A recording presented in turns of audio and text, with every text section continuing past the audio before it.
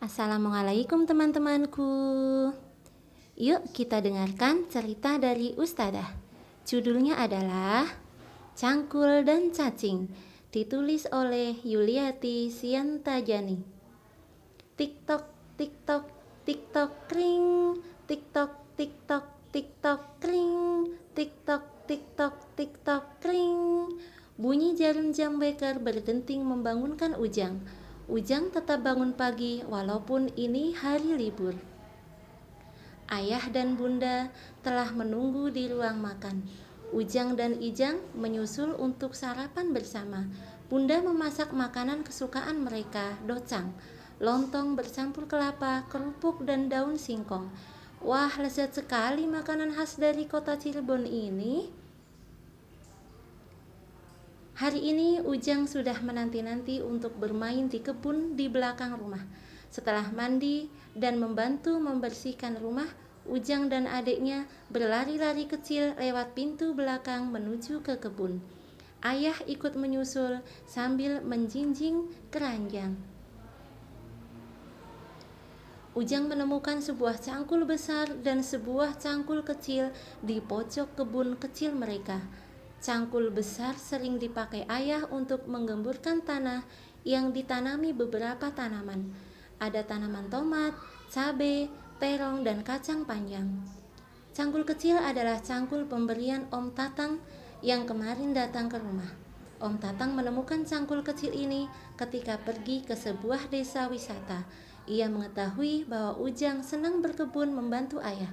Karena itu, Om Tatang memberikan cangkul kecil itu untuk Ujang. Ujang sudah tidak sabar untuk mencoba mencangkul dengan cangkul barunya. Seperti ayah. Ya, Ujang sering melihat bagaimana ayahnya mencangkul di kebun. Ujang pernah mencoba mengangkat cangkul ayah yang besar itu. Berat sekali. Aku tidak kuat. Begitu ujar Ujang pada ayah beberapa waktu lalu. Ujang mengulangi gerakan mencangkul berulang kali. Ia mencangkul semakin lancar dan ringan rasanya. Cangkul, cangkul, ambil cangkulmu. Ijang bernyanyi nyaring di samping Ujang. Terlihat keringat di atas di dahi Ujang. Tes, tes. Rupanya Ujang mengeluarkan tenaga cukup banyak setelah mencangkul beberapa kali. Ayo Ujang, cangkul lebih dalam lagi. Teriak ayah memberi semangat. Kita akan lihat seberapa dalam tanah yang bisa kau gali, ucap ayah. Ujang mengayunkan cangkulnya lebih kuat lagi. Wush, wush. Tanah yang dapat dipindahkannya lebih banyak rupanya.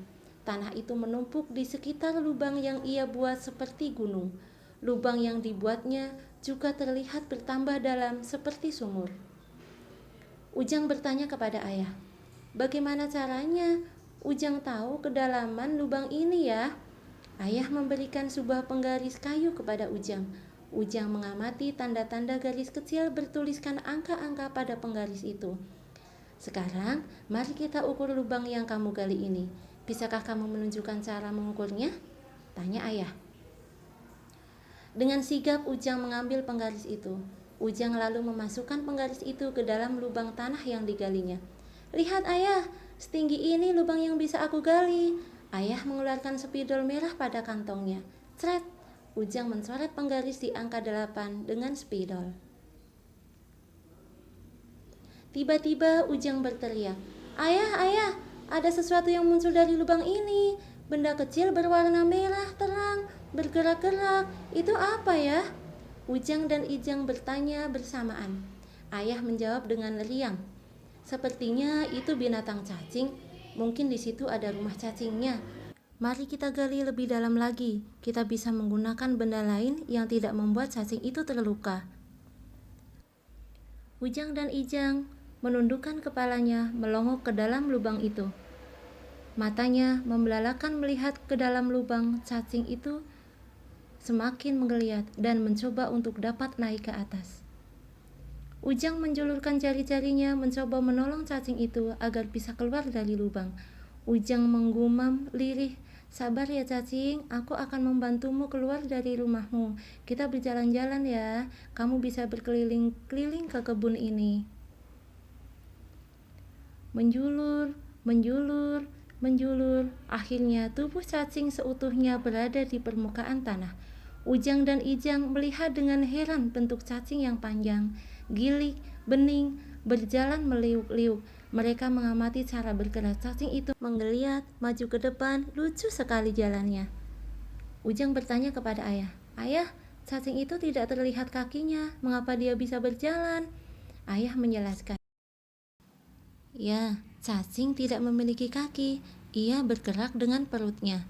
Cara bergerak seperti itu namanya melata."